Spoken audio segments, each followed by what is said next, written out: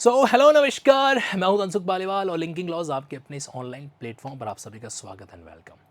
विकास Divyakirti sir हमारे भारत देश के अंदर न जाने कितने ही युवाओं के आईएएस फील्ड के अंदर अपने आप में अलग ही आइडियल है, अलग ही आदर्श जो हैं। आज जो मामला उनसे जुड़ा हुआ है वो एक कानूनी मामला जुड़ा हुआ है। भारत देश में राजस्थान राज्य के अंदर अजमेर डिस्ट्रिक्ट और अजमेर डिस्ट्रिक्ट के अंदर एक कोर्ट है जिसका नाम है एडिशनल सिविल जज and judicial magistrate, ACJM court. वहाँ पे एक क्रिमिनल कंप्लेंट जो है वो सर के खिलाफ क्या होती है, फाइल है जो होती है। ये क्रिमिनल कंप्लेंट है डेफेमेशन की। डेफेमेशन यानी कि मानहानि का मामला। पुराने वाले कानून आईपीसी की बात करूं तो सेक्शन 499 डेफेमेशन के मामलों को डील करता है, लेकिन नए वाले कानून भारतीय न्याय संहिता की बात की जाए तो सेक्शन 356 इस ऑफेंस को क्या करता है, डील है जो करता है। अब हुआ ये कि सर ने जो है किसी वीडियो लेक्चर के दौरान कोई ऐसी बात कही। पहले सुन लेते हैं वो बात क्या है और उसके बाद में फिर आपको मैं पूरी कहानी जो क्या करता हूँ बताता हूँ, one by one, step by step. देखिए जी, तो ये एक वीडियो है, एक यूट्यूब चैनल है जिसका नाम है यूपीएससी आईएएस करके। बहुत मतलब ऐसा लग रहा है काफ़ी बड़ा चैनल है, 3 लाख से ज़्यादा इसके सब्सक्राइबर वगैरह हैं, यूपीएससी आईएएस गुरु के नाम का। तो इसमें एक वीडियो 2 महीने पहले आई और 2 महीने पहले वीडियो लगभग 2 मिलियन से ज़्यादा, 20 लाख व्यूज से ज़्यादा जो है गेन कर चुकी है। करेक्ट। तो इसमें जो है इस वीडियो के अंदर 7 मिनट का एक वीडियो क्लिप जो है शेयर किया गया। अपेरेंटली लग रहा है कि सर के क्लासरूम का है ये वीडियो, जहाँ पे सर जो है स्टूडेंट को पढ़ा रहे हैं और उसी क्लासरूम की एक क्लिप काट के क्या कर दी गई है, शेयर है जो की गई है। अब आप ध्यान से सुनिए सर ने क्या कहा, जो कि इतना बड़ा आज के समय के अंदर क्या बना हुआ है, एक मैटर है जो बना हुआ है। देखिए जी। यूपीएससी बहुत आसान है। यहाँ पर गिद्ध है 500, वैकेंसी है 1, ये हाल होता है 80 to 90%। हाँ, नेपोटिज्म भी होता है, ऐसा कहते हैं कई लोग। यूपीएससी बहुत आसान है।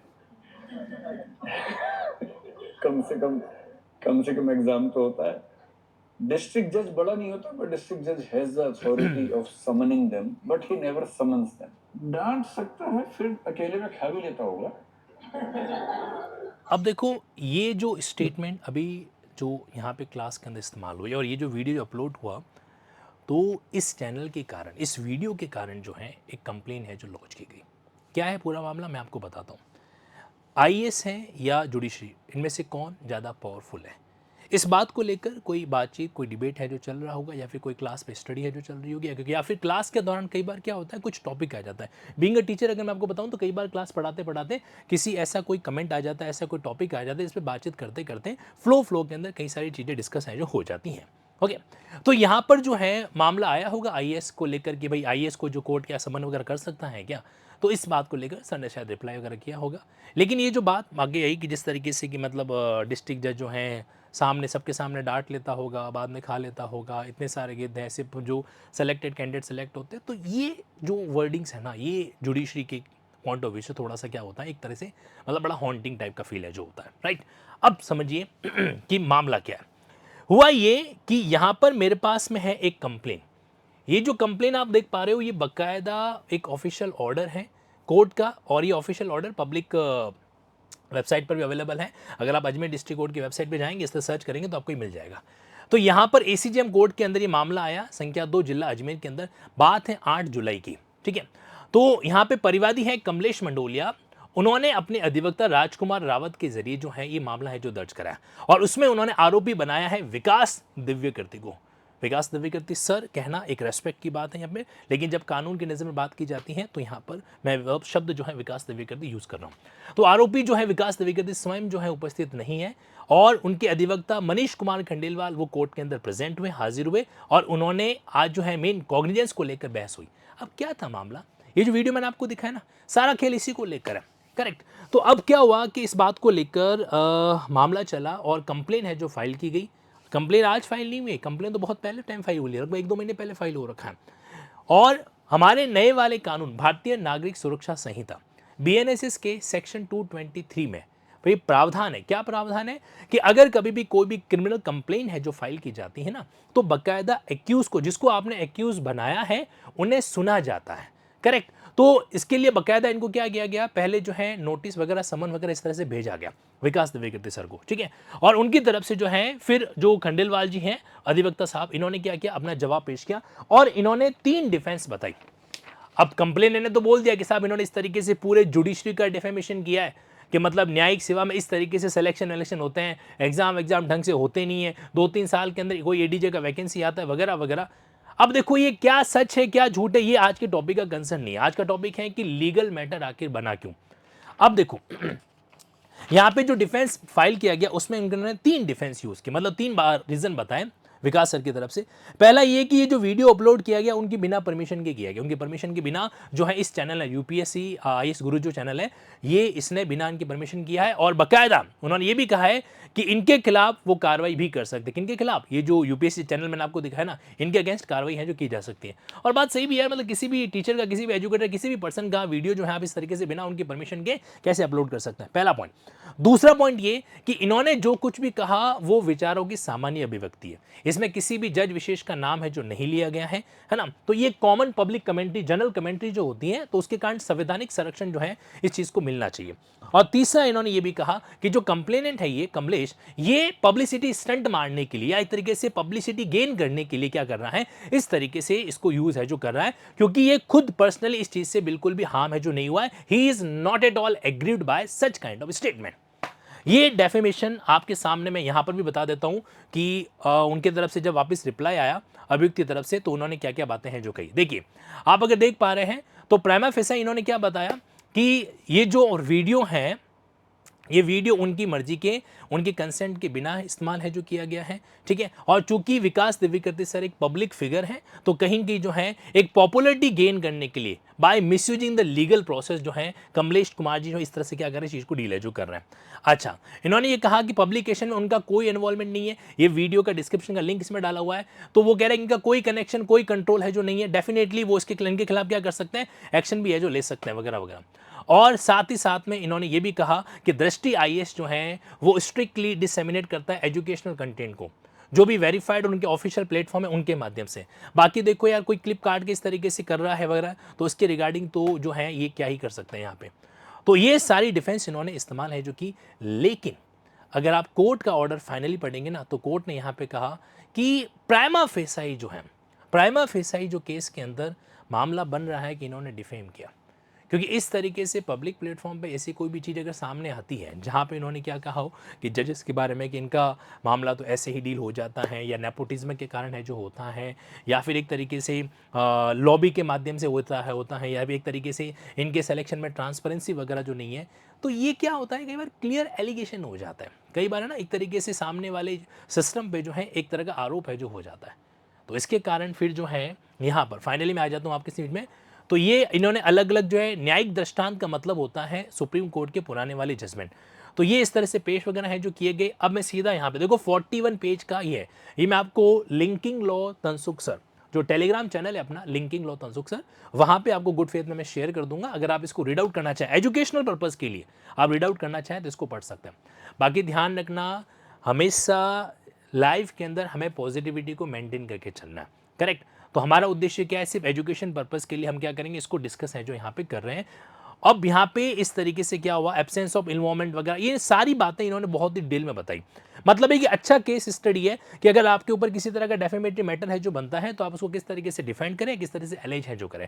जो नए एडवोकेट्स वगैरह है उनके लिए भी लर्निंग पॉइंट ऑफ व्यू अच्छा बनता है, क्योंकि अगर कोई भी मैटर जो संवेदनशील होता है या फिर किसी पब्लिक फिगर से जुड़ा हुआ होता है, तो वहां पर सीखने के अंदर की क्यूरियोसिटी जो ऑटोमेटिकली जग जाती है। आज इस वीडियो के अंदर विकास द्विवेदी सर नहीं होते और कोई आम इंसान होता, तो शायद इतना मैटर जो है हाईलाइट नहीं होता, और शायद हम लोग भी इस वीडियो को यहाँ पे डिस्कस है जो नहीं कर रहे होते। क्यों? क्योंकि संवेदनशीलता, क्यूरियोसिटी ये क्या करती है, वीडियो की इंपॉर्टेंस को बढ़ा देती है, और लर्निंग पॉइंट ऑफ व्यू से भी आप इसको अपनी पढ़ाई के साथ क्या कर सकते हैं, लिंक है जो कर सकता है। ओके, तो ये पूरा का पूरा कंसर्न। अब मैं सीधा आपको फाइनल जो है कोर्ट के ऑर्डर के पास लेके आ जाता हूं। तो कोर्ट ने फाइनली, देखो कॉग्निजेंस वर्ड को समझना, कॉग्निजेंस वर्ड का मतलब क्या होता है, इस वर्ड का मतलब होता है COG। इस वर्ड का मतलब है कि कोर्ट के द्वारा ऑन रिकॉर्ड इस चीज को कंफर्म किया गया है कि प्राइमा फेसा प्रथम दृष्टया मैटर है जो बन रहा है, और केस एक तरीके से रजिस्टर्ड है जो हो गया, करेक्ट। तो यहां पे कहा जा सकता है कि बिल्कुल केस है जो इस तरीके से क्या गया, रजिस्टर्ड है जो कर दिया गया है। और ये बात इस तरीके से उन्होंने बताई। और फाइनली जो है मनमोहन जी लर्नेड जो एसीजेएम है मनमोहन जी चंदेल सर, तो उनके द्वारा जो है इस तरह का ऑर्डर जारी किया गया। और उसके बाद उन्होंने क्या कहा कि यहाँ पे आरोपी पक्ष द्वारा संज्ञान पूर्व स्तर पर प्रकरण में सुनवाई में भाग लिया है, अतः आगामी पेशी पर आरोपी को सशरीर मतलब पर्सनली बुलाया जाए। 22 जुलाई को अगली डेट रखी है जहाँ पे इनको पर्सनली है जो बुलाया गया है। आदेश की अपालना की सूरत में विधि सम्मत जो है, अगर उनका आदेश जो इस तरह से पालना नहीं की जाती है तो फिर दूसरी कार्रवाई की जाती है। तो ये सारे हैं अपराध का प्रसंज्ञान लिया जाता है। तो ये जो वर्ड आ रखा है ना प्रसंज्ञान, इसी का मतलब होता है कॉग्निजेंस। तो 356 सबसेक्शन 1, 2, 3, 4 इस तरीके से यहाँ पे क्या गया कॉग्निजेंस है जो लिया गया। वैसे उन्होंने सेक्शन तो और भी लिखे थे 353 वगैरह, लेकिन जो कॉग्निजेंस अपेरेंटली दिखा जा रहा है वो आपके इन डेफेमेशन के सेक्शन के अंदर ही है जो लिया गया है। तो ये मैटर था। अब इसमें आप लोगों का क्या लीगल कंसर्न है आप मुझे कमेंट बॉक्स के अंदर बता सकते हैं। अब आगे क्या होना चाहिए, यहां पर विकास द्विवेदी सर को क्या एक्शन लेना चाहिए।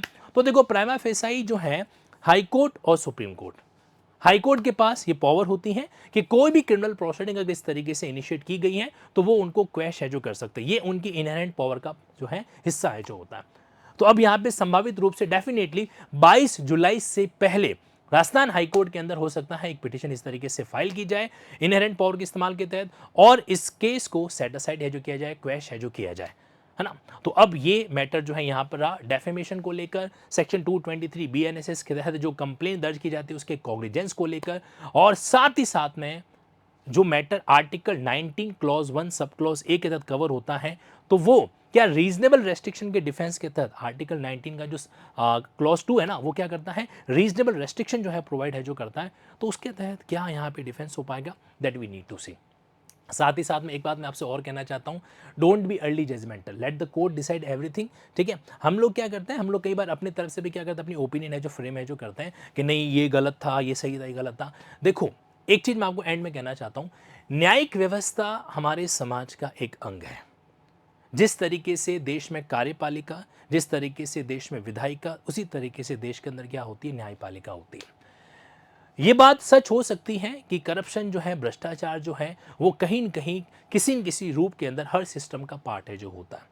लेकिन एक बहुत पुरानी कहावत है कि आटों में घुन हो सकते हैं, घुनों में आटा नहीं हो सकता। मतलब जैसे सपोज करो मान लीजिए कोई भी अगर चीज़ है तो उस चीज़ के अंदर मिलावट की जा सकती है, लेकिन क्या पूरी की पूरी मिलावटी चीज़ के अंदर ओरिजिनल प्रोसेस किया जा सकता है क्या?